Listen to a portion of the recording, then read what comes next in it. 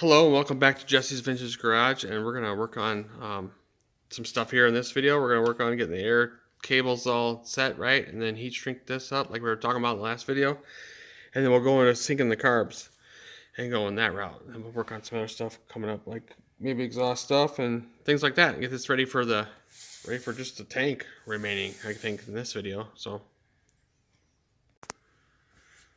okay, so we got these adjusted to where there's very little play here, and they're both kind of split. We kind of split the difference between it all, so they're right in the middle of adjustment. So we're good here on this, and then what we'll do is we'll use the main one up there at the lever to adjust it, and it's in the middle too. And we just got a little bit of play here. So we'll use this as the main. If we need more ever.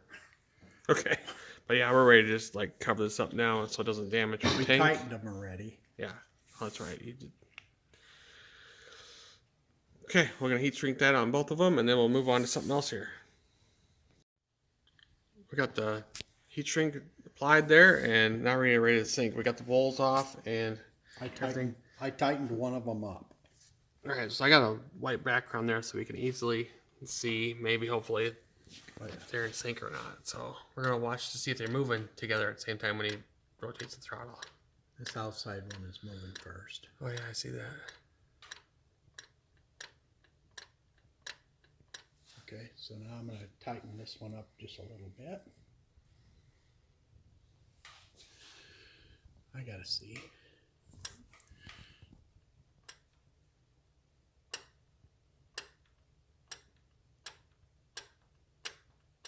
Boy. I think that's perfect, huh? Yeah, they're moving at the same time, it looks like. So all we got to do now is tighten this nut. And then check it. I already tightened this one earlier. You tighten one and adjust the other. Once you got a little bit of free play. Thing to remember too is that once we set the stops, we're going to have more free play. So. All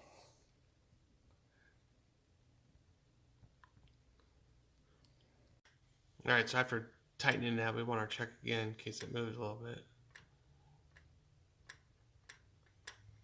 Looks like they're moving at the same time.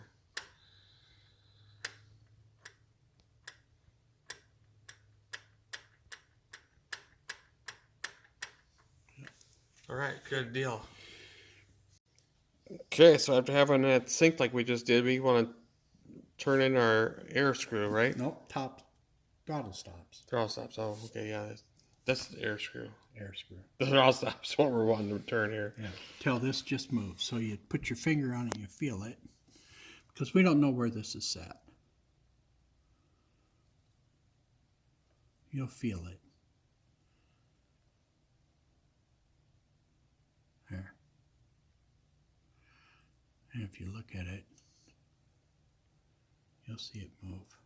The other thing you can do too is feel this hit. Okay. And what you'll want to do then is Reset it by doing that. you can feel it hit this, and if I take it off a little bit,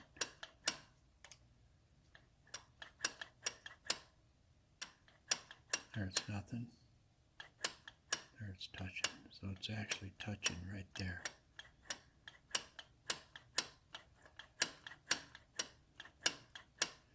Okay, so that's close, because when we get done we're going to do the sync again. So now we're going to turn it in. We're going to turn it in about 1/2, 1.5 turns. That won't be too fast to idle, it'll probably be too low, but that's okay. And the same over there. Yep. We have free play. Yeah, we'll do what you just did. You got free Yep. play up here again. And then next we want to sync them again? Check them out again? Yeah, I want to turn those. All right, I got the background up.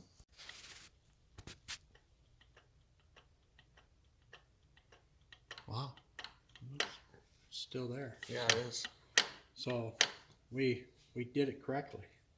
It's good enough. All right, cool. Now we can just put the bowls on and probably put our air filters on now. Yep. Because we're done with all this now. Yep.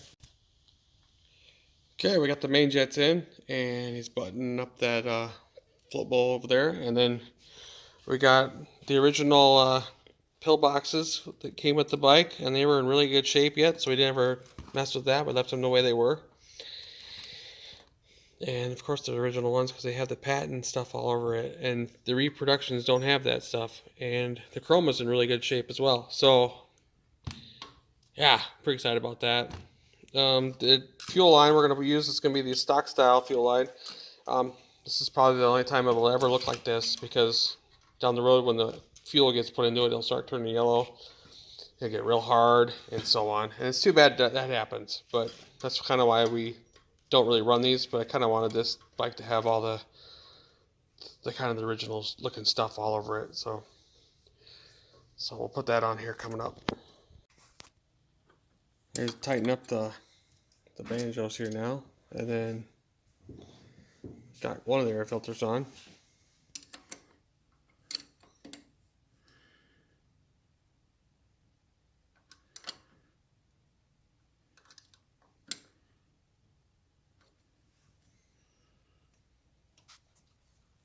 There we go. Looks pretty good. And then the hose was just a little too long in the middle there, but that's how that came, so it'll be alright, I guess. And then we're going to put this on. Where'd the rubber go? Here. And then you were saying that these have to go a certain way? Yeah. The thin part goes so it's out and away. You don't want it like this, because now all the screws and all the holes there, you don't want rain to run in. Oh, you don't, yeah. You want it to be down like this. This is typically how it is. See like that. Yeah, and you're hiding that clamp too. Clamps are normally at the bottom. I don't know what it is. You gotta find it. There we Never go. got to tighten it. All right, we'll do that. Put the side cover back on.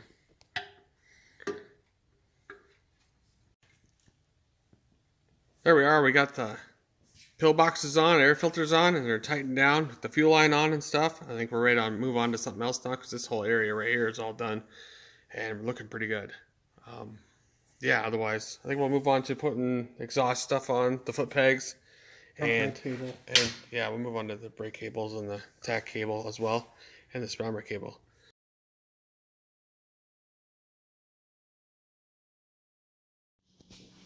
Alright, so next up we're going to work on the speedometer cable so it doesn't like get in the way with the exhaust and stuff. I got to make sure it's all routed properly. This is a 5-foot 5-inch cable with the long nut. This is a 68 style, and it comes pre-lubed with this new one here, so the cable kind of doesn't like come out. And this cable is made by Van Hill, I believe, on both of these that I got. So they're a pretty good cable. We got the speedometer cable installed, and routes back through here, kind of kicks down right underneath the transmission there. Kind of hard to see it, but it comes underneath here, and then follows along here. And we got it zip tied in a few spots, holding it up against the frame rail. And then we're clearing. We gotta get up here, and we're actually gonna zip tie this one with the tach cable to keep it up out of here. We want to make sure it doesn't get damaged there. That's pretty much how you run it. This Van Hill cable actually was pre-lubed, and the inner cable does not come out of that cable, but the tach one does. So we're gonna go talk about the tach one here in a second. Okay, so this cable here for the tach is a 2-foot 4-inch cable, and it talks about how you don't need to lubricate it, but we were able to get the cable out, and he greased it, and it comes with the special piece that goes in there, and we're getting ready to put it in right now. Where's the spade? Where's the keeper? Yeah, so we just opened up this cable here, and I don't remember seeing the ring in it. It's not really an E-ring either. It's a little clip thing that goes in here. U-shaped. And it shows it in the print here, the piece, and then the little clip. And what the clip does, it keeps this piece from going in too far or too deep. That's all it really does. But it's necessary to have. You have to have that in there. So luckily we have one. laying around here because we didn't really have one of them. So we're not at a stop still here, but we're gonna be able to put it in there like that. See, what that does is it keeps us at a height. When you tighten this all up, it tightens up to that and allows it to spin without coming out of contact with the drive. Right, okay. Well, we got the tachometer cable routed up here. We got to move this just a little bit. And anyways, we got it so it just goes up here like this. And if we try to like attach it somewhere, it ends up binding up when we go to rotate the handlebars and stuff. But I was afraid it was going to pinch and stuff. But when it comes to the stop, this cable actually doesn't get hit right there. It comes right out. So I mean, somewhat comes out, but well, it lays in there nice. Yeah, it does. So I mean, if there was like some sort of like piece I could get to would bring this out and then hold it out here off of this, that'd be awesome. Maybe I'll look for something like that. But for right now, we're gonna run it like this, and we'll go move on to putting the front brake cable on. There we are. We got the 68 only cable routed here, and we got it to where it kicks into the inside of the fender brace here, and then it pops up into this guide here, clip guide here, and then it goes into the other one up here, and then we got it going up behind, and then coming out right here, and coming into the lever, and we got it adjusted. It works pretty good. Okay, now we're ready to kind of like set up the exhaust mounting hardware and stuff and see if we can get that all mounted here quick.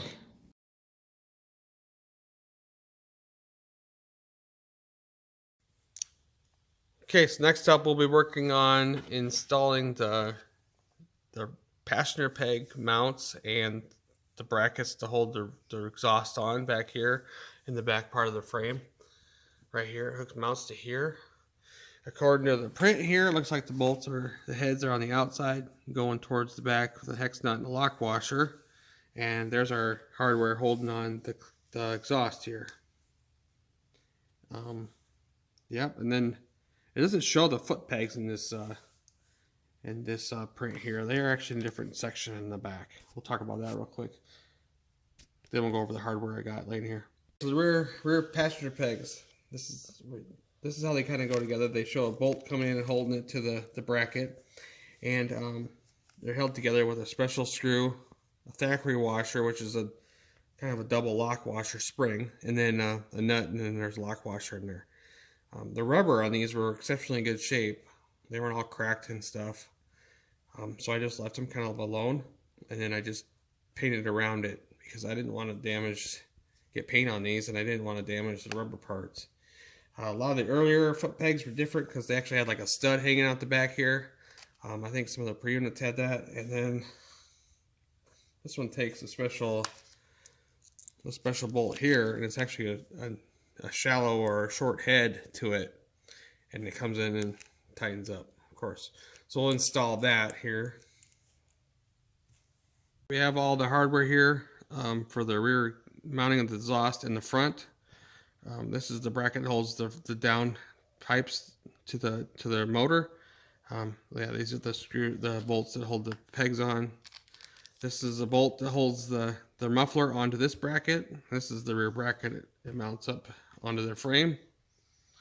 And then the passenger foot peg comes through here like that.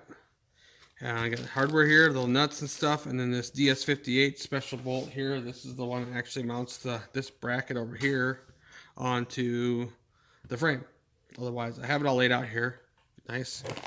And the finned exhaust clamps, and then actual clamps for the actual muffler to mount to the header pipes coming down. Here we go. I got the rear mounts kind of on here, and they're loose. Got the bolts that mount to the frame going this direction, like the book shows. Then I have this installed too, but it's all loose yet. And we're gonna, because it's all has to be like tightened up as it's kind of like a whole group. Because it's got to be like able to be moved or whatever. And then I have the front ones here. They're sitting here and they're loose as well. But now I'm ready to slide the head pipes in and kind of figure out where that goes. And then we have this rear brace here we got to hook in with the clamps. So get to that next.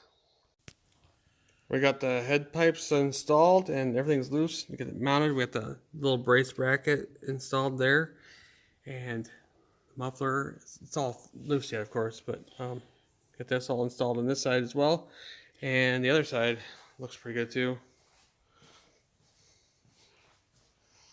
Now these pipes aren't brand new and they're not shiny, and the mufflers are original ones for the bike. They're in pretty good shape. They got some dings on them, but most of it's hidden underneath and stuff. But the pipes here are blued pretty good, and we're going to leave it like this for now. I'll put different pipes on it later, because when we go to start this up for the first time and run it, in case there's any sort of like problem with tuning, yeah, it won't turn my brand new pipes instantly black or blue like these are right now.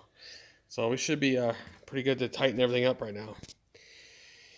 These rosebuds are these finned clamps here. They got to be spread apart just a little bit, and they only go on one way. So this is how it goes. Make sure it's like straight across here with the head, and tighten it up. This is they don't show this nut in the book for this bracket, L-shaped bracket here, but it's the same nut that we use on the ones back here, the S151 5/16. And yeah, otherwise that's all I think special about any of this. But here we go, starting to look pretty good. Yeah, so after getting these rosebuds or these finned nuts here, clamps, tightened up, we work our way back on each side. And this is the true 68 style pipe that doesn't have the crossover that they put in 69. So good or bad. I think the true dual exhaust seems to be all right, but the actual crossover helps balance the exhaust. So it's a controversial thing where people can argue about which was better, but and it makes the exhaust quieter. In that too, crossover. Yeah. Crossover does. Yeah. Well, I like the loud exhaust, so hopefully it's decent sounding when it's running. But anyways, yeah. Whether it's wrong or not, when I get replacement pipes, they're going to be no crossover. Just because of that. It's the 68, so we got everything tight now on the exhaust here. And the one thing I wanted to come back to later was the kickstand thing and the clearance there. You can tell here that we almost had it just about right, but the problem with this being this close, when I go to grab it with my heel on my boot, it might end up touching the exhaust pipe. So I want it to be out maybe about here, so I can get on it with the edge and then pull it out without having to look for it when I go to set it down. So I'm about to back out that bolt a little bit for the adjustment. It's about right there.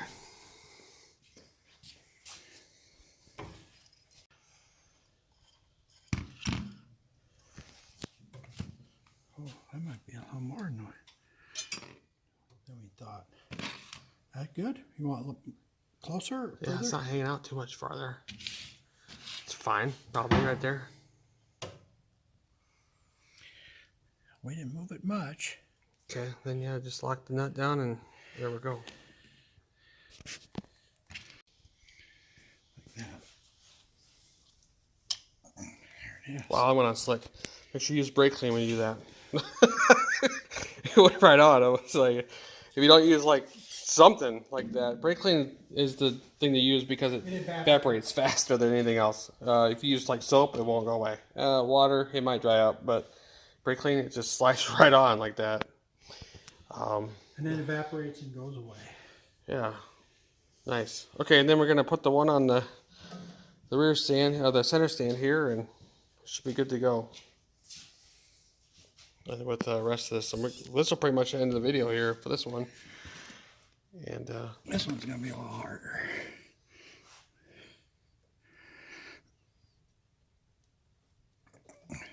It says Triumph on it. Yep. Okay. There it is. Yeah, we got the Triumphs all going the same way.